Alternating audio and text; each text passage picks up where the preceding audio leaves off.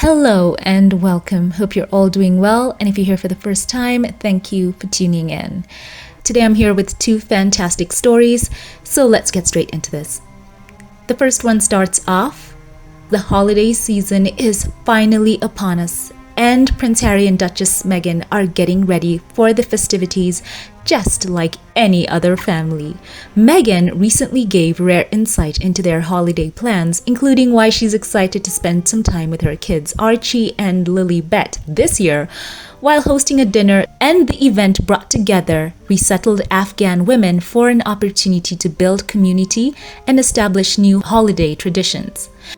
And the Duchess of Sussex spoke exclusively to Marie-Claire, and their article says, holiday traditions were meant to be shared, passed down through generations, working side by side in the kitchen or sharing stories around the living room. But for one group of Afghan women who have resettled in California, many of who have been separated from their families for years, new memories are being created with friends who understand the complex joy and sadness of celebrating far from home.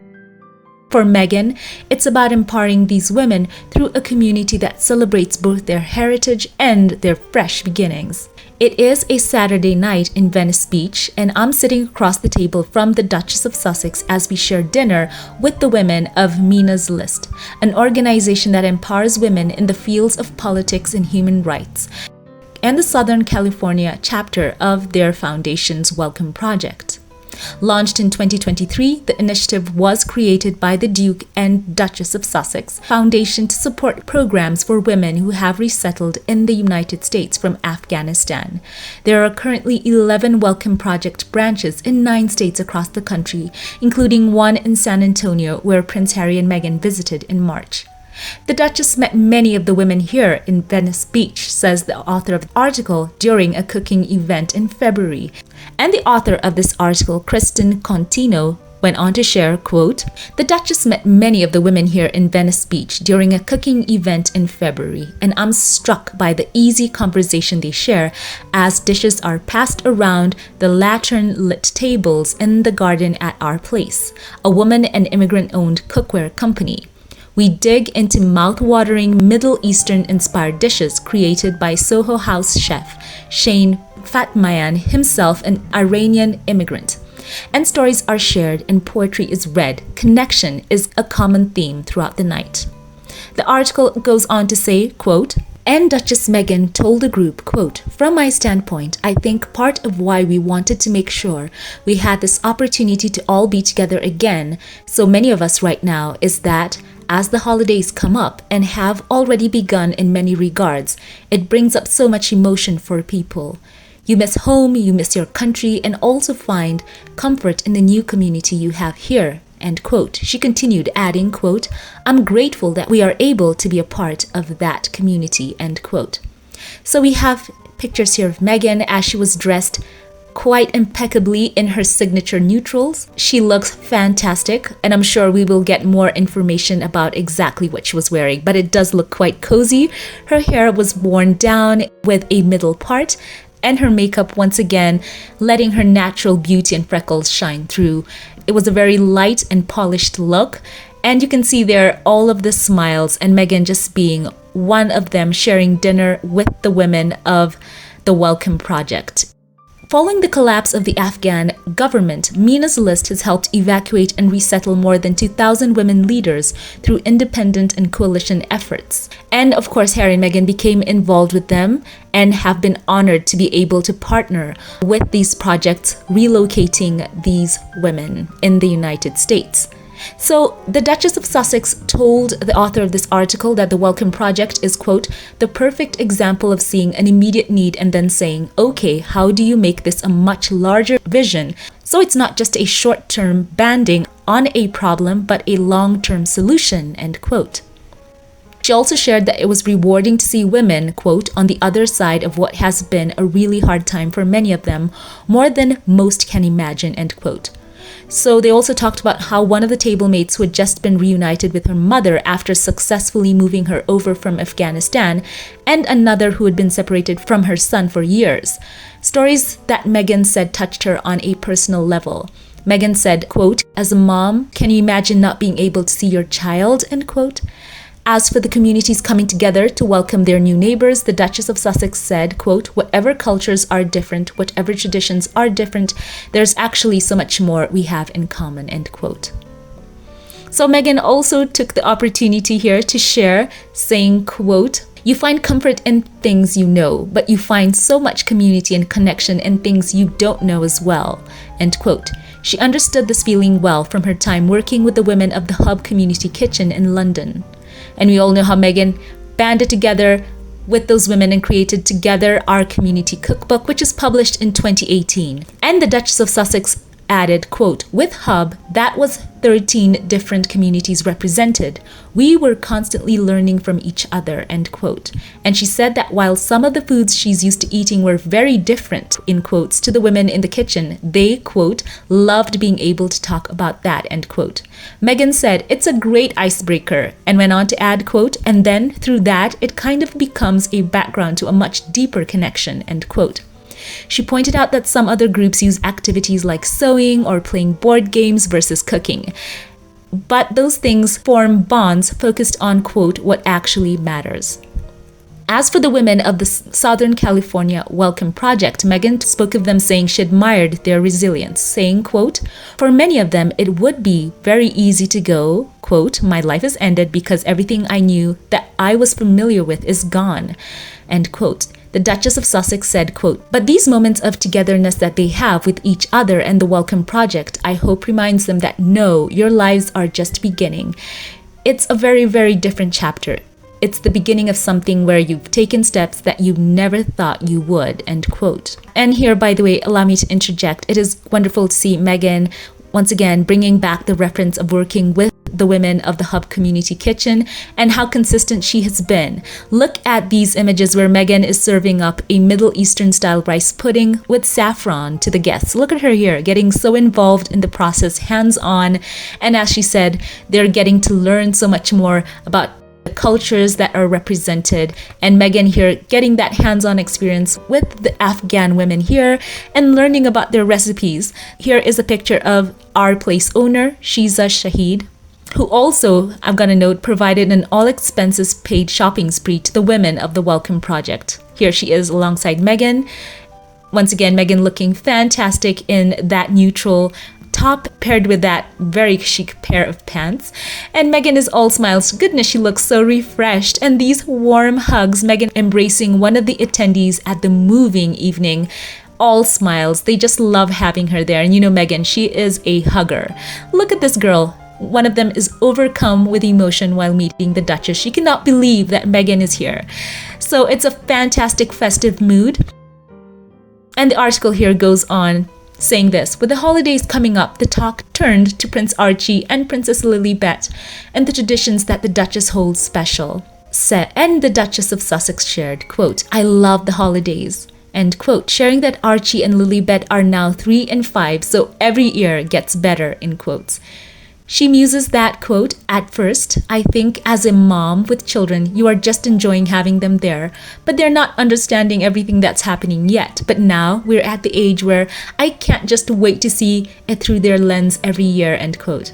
As for Thanksgiving, she said that the Sussexes are, quote, "always pretty low-key," end quote. And Meghan told the author of the article that, quote, "Being close to my mom is great," end quote, referring to her mother, Doria, who is also based with them in Los Angeles. Meghan said, quote, "I was thinking about in the past few years of having Thanksgiving here. Like many of us, I think you always make sure there's room at the table for your friends who don't have family, which is really key," end quote. So Meghan shared that. Meghan said, "Every single holiday is a new adventure," end quote, stressing that it was important for her that Archie and Lilibet can experience the magic of traditions like great recipes that they end up connecting to a formative memory at Thanksgiving or putting out carrots for the reindeer at Christmas. So the author went on to poignantly note that the women of Amina's list danced, chatted and clapped around as Meghan and her chat was wrapping up. And one of the attendees shared that while she followed the Duchess of Sussex's wedding and career throughout the years, she never expected the Duchess to be so cool and so humble, in quotes, adding, quote, "She cares what happens to us. This is important," end quote. So she watched on as pictures were taken, laughs and smiles were exchanged, and they chatted about beautiful cookware the women had selected from the store, gifted by the owner, Shiza Shahid. In one sweet moment, the Duchess posed with a baby girl who had been snoozing away in her mother's carrier all night. And soon enough, it was time to say goodbye. And before they all departed, the author asked Meghan what Americans can do to help women like the ones we met feel more at home here. Her answer was simple, quote, "It's really easy. Just think about how you'd want someone to treat you. How would you want someone to open their arms to you?" End quote. So there's a quick wrap up of this amazing read. Share thoughts on this news in the comment section. What a fantastic time for the women here with Meghan. As I said, great atmosphere there. And the women felt loved and cared for and embraced in the holiday seasons. And yes, I know this is just so warm and cozy as a story. So jump in the comment section and share your thoughts. So let's move on to the second story of the day. So as you know, Prince Harry broke the internet with his acting skills on that tattoo in quotes video. So we have some behind the scenes of everything that took place, and it's a fantastic read. So settle in, let's get to see what happened. The article starts here, quote, "Prince Harry's mysterious visit to a tattoo parlor during his September trip to New York City left many questions unanswered. But the world now knows what was unfolding inside the Lower East Side shop. The Duke of Sussex was filming a promo for the upcoming Invictus Games at the East Side Inc., one of the oldest tattoo shops in New York City. In the hilarious video, which dropped on November the 18th, Prince Harry is seen sitting in a chair awaiting his tattoo artist when the country superstar Jelly Roll unexpectedly appears. The two share a light-hearted back and forth, eventually striking a deal. Jelly then tattoos Harry in exchange for his commitment to perform at the Invictus Games, closing ceremony in February in Canada. After some playful banter about where Harry should get the ink, Jelly declared, quote, "You gotta go for the neck," end quote, inspired by Invictus Games. And he tattooed him in similar style. So the artist behind the fake ink, yes, it is fake, it has been confirmed, is Josh Lord, the owner of East Side Ink, who appeared at the start of the video with Harry. He exclusively told people, quote, "This is all in honor of the Invictus Games," end quote, referring to the international adaptive sports event Harry founded in 2014 for wounded and sick service personnel and veterans. Quote, "When they asked me to be a part of it, I was thrilled. I had no idea I would get to be in the video as much as I was. It was an exciting thing to be a part of," end quote, he said. In addition to appearing in the video, Josh, who has been known for his intricate custom tattoos, said, quote, "Luckily, I have a long history with fake tattoos, and they hadn't originally planned for that part of it, so I was able to provide a small level of assistance," end quote. So he has also won an Emmy for his realistic work on the first season of HBO's True Detective. So as for who decided the tattoo should go on Harry's neck, Josh said, quote, "Jelly is fearless, and Harry knew it had to be epic, so they had a true moment where they both knew where it had to go after all the jokes," end quote. So did Harry stick around after filming to get his real first tattoo? Not yet. So the article goes on to say, in a room full of tattoo artists with more jaw-dropping stories than they had ever imagined sharing in front of royalty, Josh revealed that Harry was the biggest surprise of all, saying, quote, "Absolutely, the person who was unexpectedly the funniest was Harry. Here we are, a room full of people who have seen some things, but Harry was probably the bravest and funniest of all of us, really. Behind the scenes, he's got comedic chops that I didn't expect," end quote, he said, including Harry's believable scream when the needle hit his neck. Quote, "That was the first take," end quote, Josh said with a laugh, going on to say, quote, "He's a very laid-back, normal guy if you let him be." I can't believe the world that he grew up in and how difficult it must have been, but he's managed to maintain a level of humanity and kindness in everything he does, which is remarkable, end quote. Robin McVicker, Chief Operating Officer of the Invictus Games, told People that the concept of the video, quote, didn't take a lot of convincing, end quote, for Harry and Jelly Roll. Continuing, quote, they were both going to be in New York. I think there was a crossover of about 2 hours, and their teams put it in front of them, and they both were game, end quote. She went on to say, quote, they were so excited to be able to connect. The Duke was thrilled to have Jelly Roll agree to play at the closing ceremony, end quote. As for Josh's role, she went on to say he was the real, quote, star of the show, quote, going on to say he was so awesome and really created a safe space for everybody just to hang out and pull off what I think is one of the most hilarious announcement videos, end quote. So the celebrated tattoo artist shares that they all aimed to bring an element of levity to a serious issue, the well-being of veterans, which is central to the Invictus mission. The cause is equally important to those at Eastside Inc. And they also went on to talk about how they themselves, Josh and his partners, are involved with the veteran-operated nonprofit SAR, which works to break the stigma surrounding mental health and seeking treatment within the veteran community, ultimately supporting the efforts for veterans and military personnel. And he went on to say, we can't fully comprehend the mental stress they endure. I can only hope that this moment I was a part of helps shine a light on this critical issue, end quote. So there we have it, a cool behind the scenes of Harry and some pictures, of course, that they provided of the fake tattoo, which I've got to say, a lot of us have got to say this, that Harry, he has acting skills for sure.